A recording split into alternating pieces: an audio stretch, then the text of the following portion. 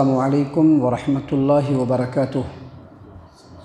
الحمد للہ رب العالمین والصلاة والسلام علی رسولہ الکریم وعلی آلہ وصحبہ اجمعین، اما بعد۔ عن ابی قتادۃ رضی اللہ عنہ ان النبی صلی اللہ علیہ وسلم کان یقرأ فی الظہر فی الاولیین بأم الکتاب والسورتین وفی الرکعتین اخرین بأم الکتاب۔ الحدیث رواہ البخاری فی صحیحہ فی کتاب الاذان۔ معزز سامعین کرام، نماز جتنی بھی عبادتیں ہیں ان عبادتوں میں سب سے عظیم، سب سے محترم بالشان اور اہم ترین عبادت ہے۔ نماز بالکل اسی طریقے سے پڑھنا چاہیے جیسا پیارے رسول صلی اللہ علیہ وسلم نے اپنی امت کو نماز پڑھنا سکھلایا ہے، اور چاہے نماز ہو چاہے کوئی بھی عبادت ہو، اللہ تبارک و تعالیٰ کی بارگاہ میں عبادت وہی قابل قبول ہے جو پیارے رسول صلی اللہ علیہ وسلم کے بتائے ہوئے طریقے کے مطابق ہو۔ اور نماز کے بارے میں خاص طور سے نبی صلی اللہ علیہ وسلم نے اپنے امت کے لوگوں کو یہ تعلیم دیا ہے کہ نماز بالکل اسی طرح سے پڑھنا ہے جس طرح سے تم لوگوں نے مجھ کو نماز پڑھتے ہوئے دیکھا ہے۔ لہٰذا ان باتوں کو سامنے رکھتے ہوئے نماز کا طریقہ، نماز کے مسائل بالکل شروع سے ہم آپ کے سامنے لگاتار پیش کرتے چلے آ رہے ہیں۔ معزز سامعین کرام، اس سے پہلے جو درس ہم نے آپ کے سامنے پیش کیا تھا اور اس سے پہلے جو دروس ہم نے آپ کے سامنے پیش کیے تھے، اس میں ہم نے یہ بتلایا تھا کہ جب نماز کا آغاز ہوگا تو تکبیر تحریمہ کہنے کے ساتھ ہاتھ کو سینے پر باندھ لیں گے، اور یہ مردوں کے لیے بھی ہے اور عورتوں کے لیے بھی ہے۔ اس کے بعد دعائے استفتاح یعنی ثنا پڑھیں گے، پھر اس کے بعد سورہ فاتحہ کا پڑھنا ہر نمازی کے اوپر، چاہے وہ امام صاحب ہوں، چاہے مقتدی ہو، چاہے سنگل نماز پڑھنے والا ہو، چاہے سفر میں نماز پڑھ رہا ہو، حتیٰ کہ اگر نماز جنازہ پڑھ رہا ہے تب بھی سورہ فاتحہ کا پڑھنا ہر نمازی کے لیے لازم، واجب اور ضروری ہے۔ اور سورہ فاتحہ میں جب غیر المغضوب علیہم ولا الضالین کہیں گے تو اس کے ساتھ آمین کہنا بھی پیارے رسول صلی اللہ علیہ وسلم کی سنت سے ثابت ہے۔ نماز اگر دھیرے سے چل رہی ہو، ظہر اور عصر ہو، تو دھیرے سے آمین کہیں گے۔ نماز اگر زور سے پڑھائی جا رہی ہو، امام صاحب مغرب پڑھا رہے ہوں یا عشاء پڑھا رہے ہوں یا فجر پڑھا رہے ہوں، تو امام صاحب کے ولا الضالین کہنے کے بعد مقتدی کو بھی زور سے آمین کہنا ہے۔ سامعین کرام، جب ہم سورہ فاتحہ پڑھ لیں گے تو اس کے بعد نماز میں کوئی سورہ یا کوئی آیت ملانا، یعنی سورہ فاتحہ پڑھنے کے بعد آمین کہنے کے بعد اگر نماز ظہر اور عصر ہے تو امام صاحب بھی اور پیچھے مقتدی بھی کوئی سورہ پڑھیں گے یا نہیں تو کوئی آیت پڑھیں گے۔ لیکن اگر مغرب ہے، عشاء ہے، فجر ہے، تو اس میں سورہ فاتحہ کے بعد پیچھے جو مقتدی ہیں ان کو خاموش رہنا ہے اور امام صاحب کو کوئی سورہ پڑھنا ہے یا کوئی آیت پڑھنی ہے۔ دیکھیے، اس سلسلے میں حدیث ہے، حدیث صحیح البخاری کتاب الاذان، حدیث نمبر 776۔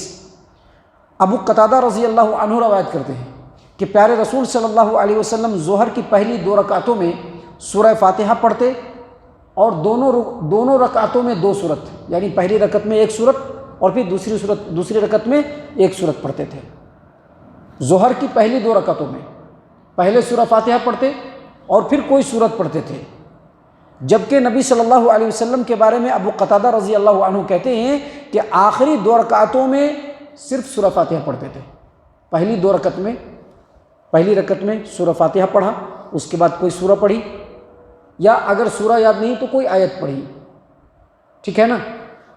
دوسری رکعت میں بھی ویسے ہی کیا، سورہ پڑھا اور پہلے سورہ فاتحہ پڑھی اور سورہ فاتحہ کے بعد کوئی سورہ پڑھنا چاہیے یا کوئی آیت پڑھنی چاہیے، لیکن آخر میں جو 2 رکعت پڑھیں گے اس میں صرف سورہ فاتحہ پڑھتے تھے نبی صلی اللہ علیہ وسلم، سورہ فاتحہ کے بعد کوئی سورہ نہیں پڑھتے تھے۔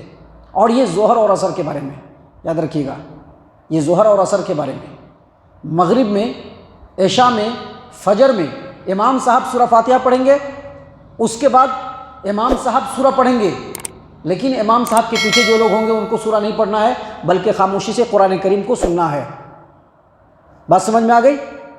لیکن مغرب کی جو آخری رکعت ہوتی ہے، تیسری رکعت، اور عشاء کی جو آخری 2 رکعت ہوتی ہے اس میں سبھی لوگوں کو سورہ فاتحہ پڑھنا ہے، سورہ نہیں پڑھنا ہے۔ یہ پیارے رسول صلی اللہ علیہ وسلم سے ثابت ہے۔ لیکن ہم آپ کو بتلا دیں کہ ایک اور حدیث ہے جس کو امام مسلم رحمہ اللہ صحیح مسلم کتاب الصلاح کے اندر روایت کرتے ہیں، اور امام ابو داؤد رحمہ اللہ سنن ابی داؤد کتاب الصلاح حدیث نمبر 804 پہ روایت کرتے ہیں۔ ابو سعید خدری رضی اللہ عنہ سے روایت ہے کہ پیارے رسول صلی اللہ علیہ وسلم جب ظہر اور عصر کی نماز پڑھتے تھے تو ظہر کی پہلی 2 رکعتوں میں 30 آیتوں کے برابر قرأت کرتے تھے، 30 آیتوں کے برابر ظہر کی پہلی 2 رکعتوں میں، اور آخری 2 رکعتوں میں 15 آیت کے برابر۔ ظہر میں 4 رکعت ہوتی ہے نا، پہلی 2 رکعتوں میں 30 آیت کے برابر اور دوسری 2 رکعتوں کے اندر 15 آیت کے برابر۔ اور عصر کی جو پہلی 2 رکعت پڑھتے تھے اس میں نبی صلی اللہ علیہ وسلم 15 آیت کے برابر پڑھتے تھے، اور آخری 2 رکعتوں میں اس کا آدھا یعنی 8 یا 7 آیتوں کے برابر۔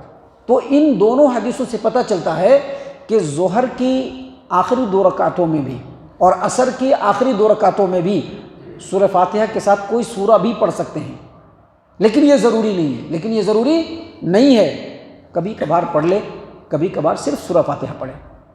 یعنی پورے درس کا خلاصہ یہ ہے کہ سورہ فاتحہ کے بعد ظہر اور عصر کی نماز میں آدمی کوئی سورہ پڑھے، اور اگر صورت میں یاد نہیں ہے تو کوئی آیت پڑھ لے، اور آخری 2 رکعتوں میں ظہر میں بھی اور عصر میں بھی آخری 2 رکعتوں میں صرف سورہ فاتحہ پڑھے گا۔